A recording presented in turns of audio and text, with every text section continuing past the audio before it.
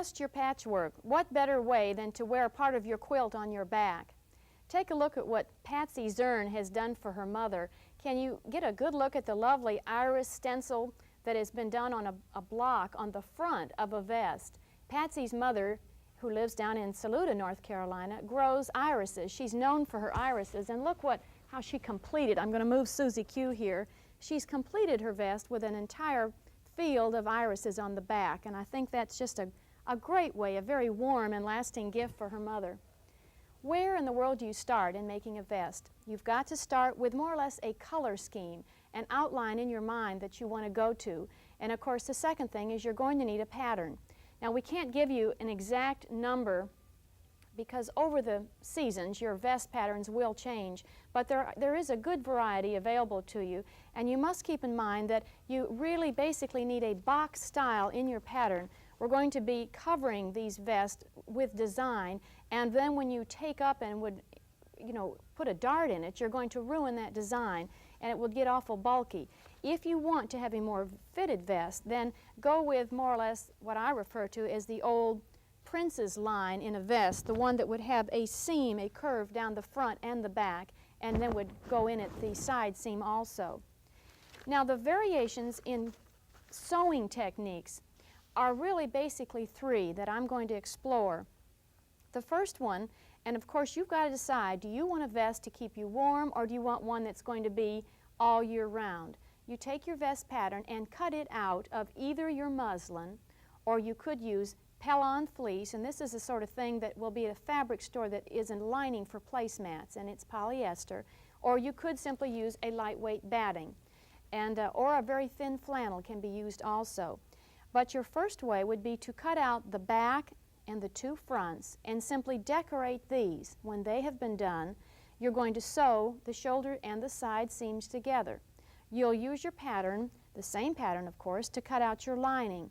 Then you'll be putting the two inside sides together and then completing this vest with what I refer to as your bias edging, which could be an accent color. Now the other way is what I refer to as the concealed seams version, and that has to do with inverting your vest. You would cut your vest out of either the Pellon fleece or your muslin. Now this is going to be inside, this will never be seen. And you would sew this side seam together.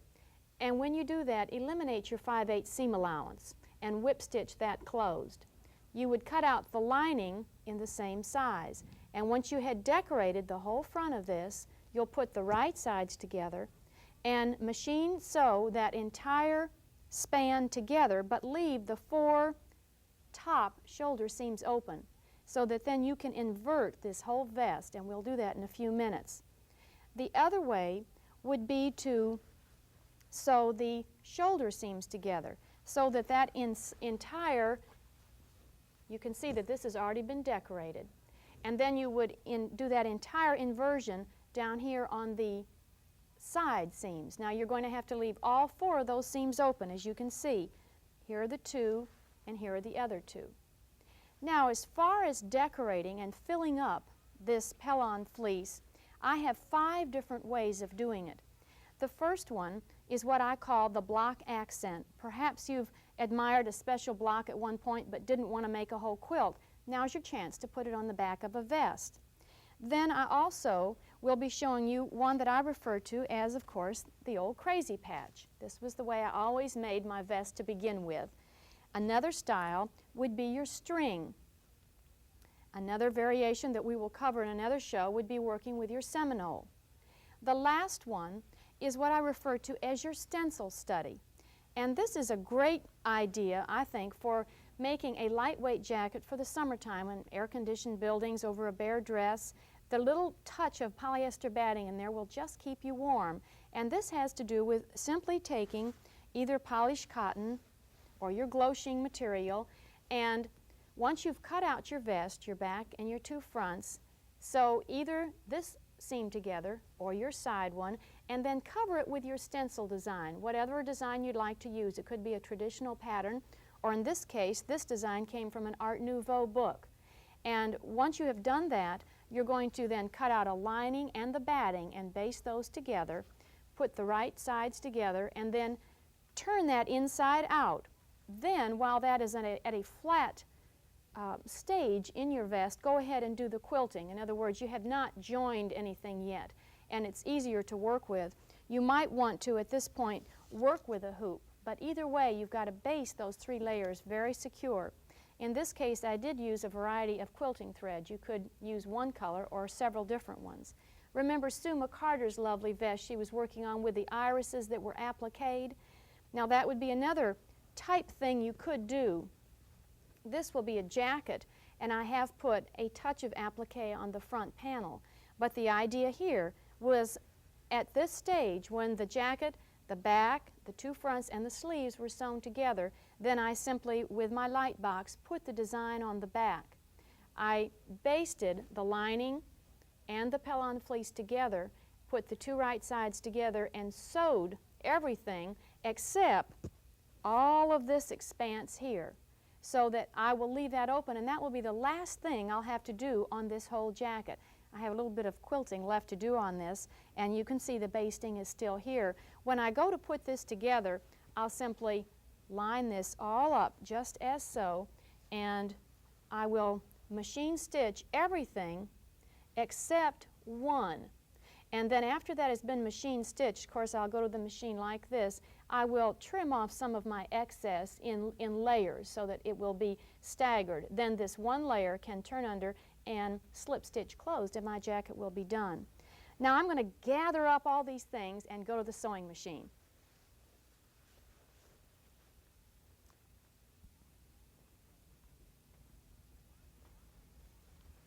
With the block accent, you can either make up your mind as you're working with your fabric whether or not you want your block to be on the diagonal or whether you want it straight on. On this particular vest, I've been playing around with it, and I like this cube accent on the diagonal. So then it's at this point I realize that I want to complete this with more of my paisley fabric that's in the center. So I will pin this securely, center it on the back of your block, exactly your foundation where you want it, and then come and cut yourself a piece of paisley that is going to be a triangle that you know that then once that has been machine sewn. Now the nice thing here is when you pin this, you're going to be able to line this up with the raw edge of your block and then pin this and machine sew it through not only the block but your Pellon fleece also. Once that has been pinned and sewn, I do one at a time. I would sew this and flip it back, and then you've got the core, your foundation, to use as a guide to trim off any excess that hangs off. You want it to, of course, reach out and be the size of your whole pattern. Then I would come and just one at a time add this one, machine sew and flip back, so that pretty soon you're going to cover the back of your vest. Now, when it comes to doing the front of your vest, I'm going to use another technique, but before I show you that, let me also mention that here is a whole vest done with just the block accent. In other words, there's a 12-inch block on the front of the vest and also on the back.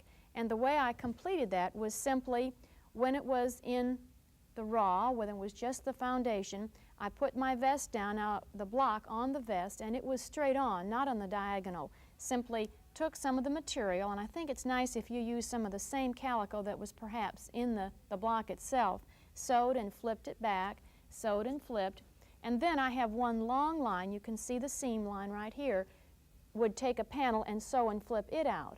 I think it's nice when you do that if you use the same size block on the front, if then your seams match right up here.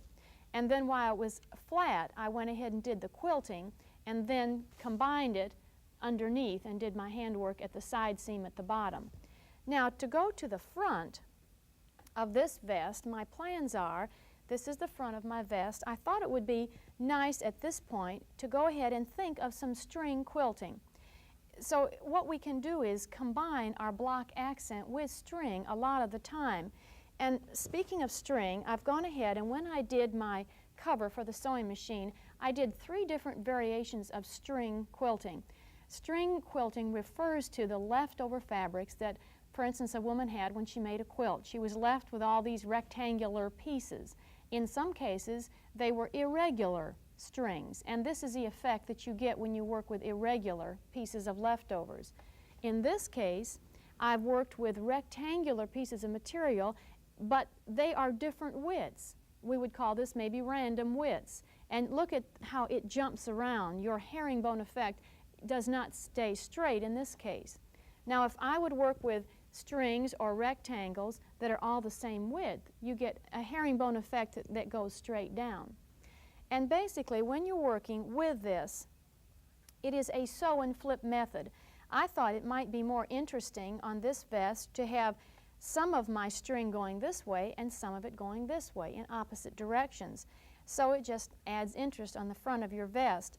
What I do is when I have my little triangle, and it's nice to start with the triangle. You're going to see other times when we start with a triangle to start your herringbone effect with your string. I would play with your fabric. Go to your fabric bin and just decide which accents you want to put with that. I have cut these out basically about the same width. I'm even going to include a little bit of the velvet to go with this. I like this plaid with it also, and I'm going to go ahead and sew a couple of these so you get an idea of what happens. Now, I wouldn't want to put that right next to the stripe, would I? I'd lose that design. Let's select maybe one of the little floral prints. And I want to sew a couple of these at the machine for you to understand how this works. I like to use the even feed foot also. I think it works very nicely in working with this. I've got this sewn part way, and I'm just going to come right up here to where we are. And once again, pin this in place so it's not going to move anywhere. Once we start our sewing, I would use a 1/4 inch seam allowance, and you can pin ahead or let it just more or less fall into place. And once you've completed your seam, there is one little trick here that you don't want to do, and this could be a mistake. I like to get rid of all my threads as I'm going along. Don't, at this point, don't cut now. Wait until you come and flip that back and then do your trimming. If you would cut this even now, when you flipped it back, you're going to have a little gap of white there, and it will not, your string will not go all the way out. But you've got that string to use. The excess hangs out, and then you can just cut that, and you've got your foundation to use. Down here, you've got that length of your little patchwork piece to come and just trim even. Now, at this point, I think I'll go over to the other side, and I'm going to sew another piece on. Let this come all the way out and hang. And I'm going to come here, and you might want to put some pins in at an angle. I think that works nicely also. And of course, any time you see a pin going straight on, there's a chance you're going to run into it. So go ahead and pin it at an angle. Start all the way out at the raw edge and come all the way down. The even feed foot really keeps any of this sort of angling happening. But you see, I can alternate. I've got an extra thread there I'm going to get rid of. You can either alternate as you're putting your piecework on, your strings on, or I could have just kept coming this way, couldn't I? And then added all my strings that way. I would have had an entirely different look. But I'm going to come all the way down to the plaid, stop, and take off my machine, and then get rid of my strings, and then I know I will not cut that until I have flipped that back and kind of thumb crease that, and then that is my time to come ahead. You can use a ruler, or you can just really kind of see that, and I'd come ahead and cut that. Now I'll just keep building my string on that. Now I'm ready for another piece here, sew and flip, but remember, don't trim that until after you have flipped that back. And I do think each time you want to thumb crease and put your pins in at an angle to keep anything slipping like that. And that is how you're going to work with the string quilting. Now, there is another combination of working with not only your block accent, but working with the string combination too. I think that makes it very interesting. I'm working on 2 little vests for 2 little people, Amy and Elizabeth, and I thought you might want to see exactly and refresh our memory how this block would go together. This would be, of course, a smaller block and a smaller pattern we'd be working on. I think anything larger would be out of proportion, but there's your basket design that has been put on the diagonal there. And then I'll do the same sew and flip method here. Sew and flip back and trim to go with your pattern.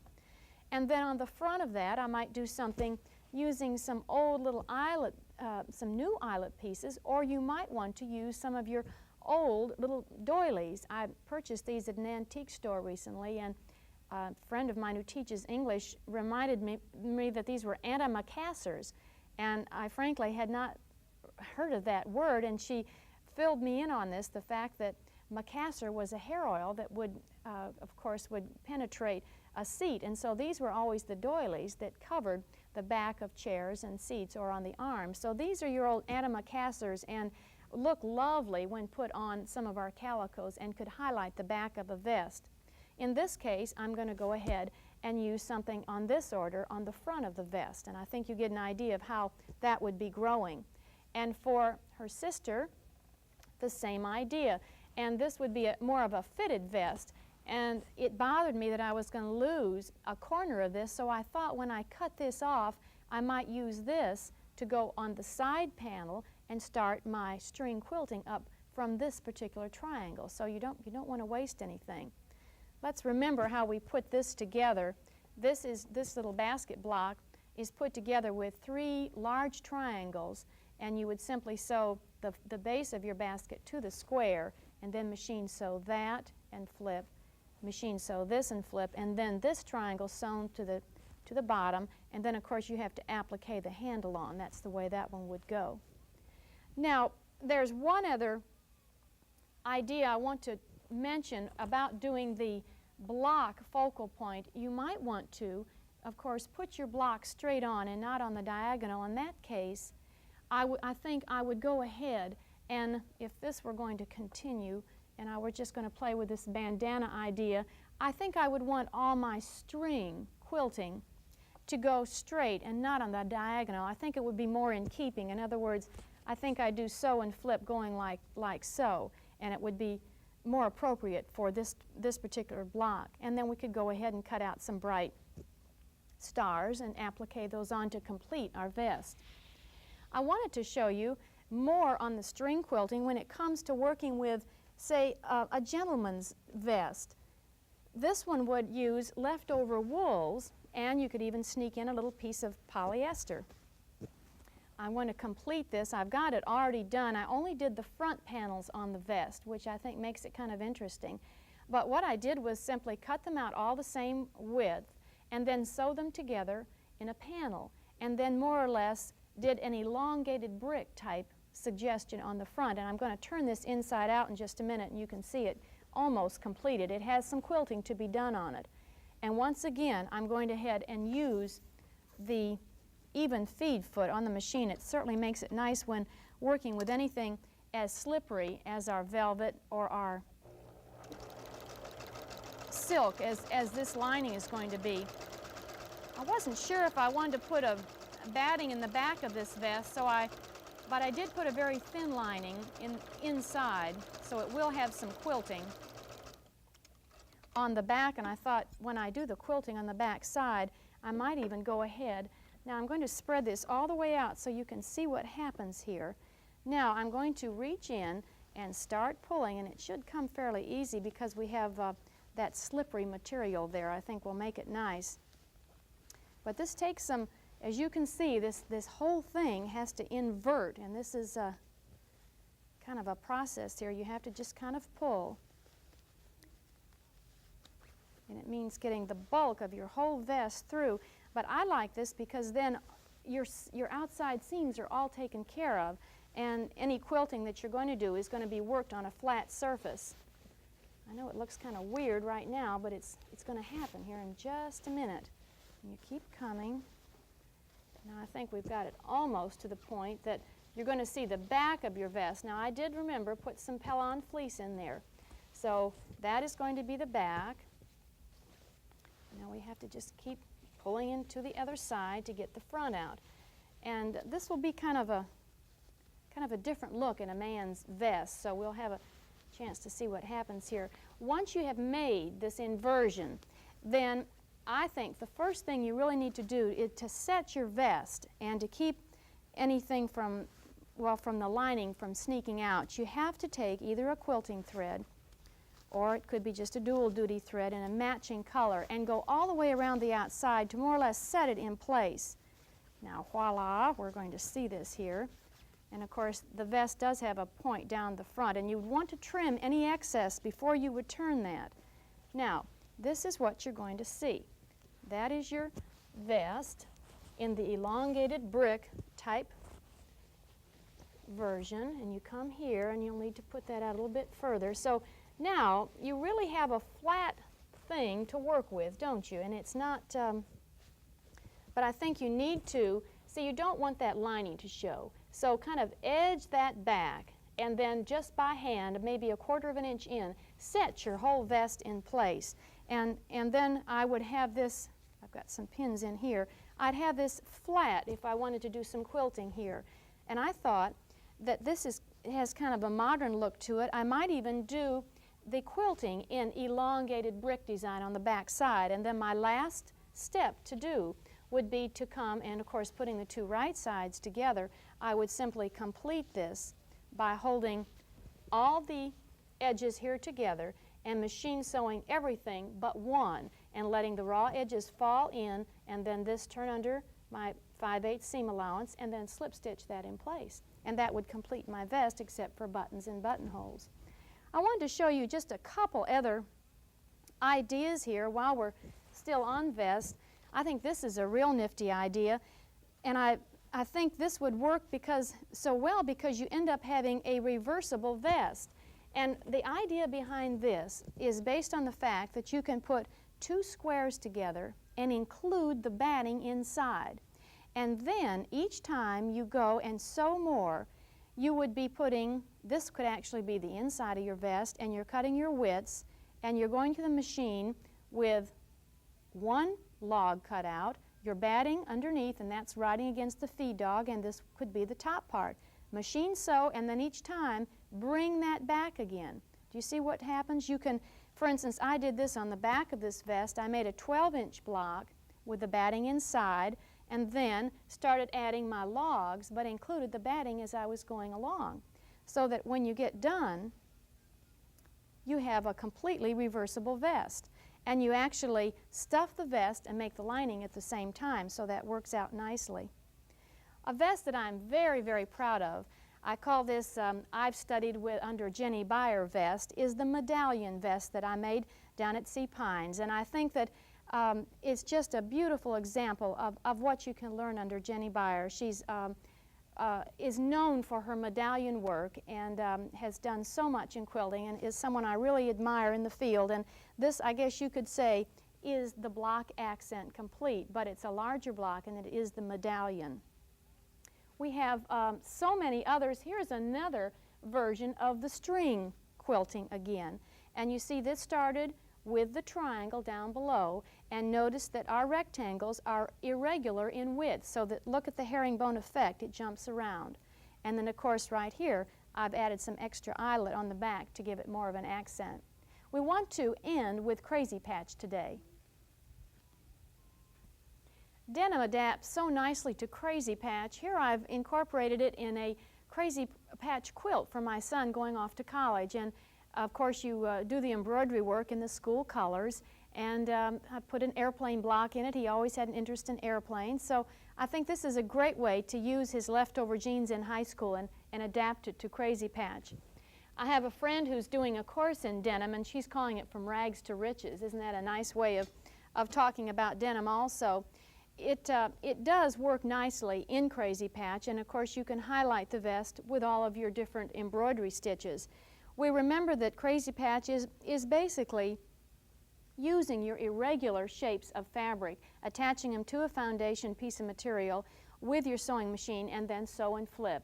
And I think it works very nicely. You don't want to try and quilt with tiny little stitches, but use your embroidery thread, and it's nice to keep that all separate. I like to braid mine on little plastic hoops and keep it on a big safety pin. I think that works very nicely to keep you from having a big mess of tangled threads. Let me show you a few other styles of Crazy Patch using different materials. We have one working in all the mauve and the different lavender tones, and once again in the embroidery stitches you can even incorporate some beads if you'd like to. And in this case I only did the front and left the back just the plain material. something for summer, I think it's kind of nice to have a vest for every season. You could use one in the different pastel shades, and this one, the embroidery work here was done in all white, and I completed that also on the back side. You can also, when you're doing crazy patch, go ahead and put darts in. You've got lines going in every direction, so it won't hurt to really put some darts in that at the same time. Now, something a little fancier for the holiday season, you can incorporate your leftover velvets and your silks, and then highlight that with the gold embroidery thread. I think that puts it into a very festive season. Let's close today with a visit with our muslin friends. They're all decked out in vests, of course, and these belong to my sister Jill and her daughter Megan. This is Megan's vest, and it has string quilting on the front, of course, and the bandana type material done in a small 6-inch on the back side. And then Jill's vest is done very much the same way, just in a larger size, and she has a rainbow on the back of her vest. So here's a way to make this really a fun thing, to make a mother and daughter vest. We'll see you next time with more on vests.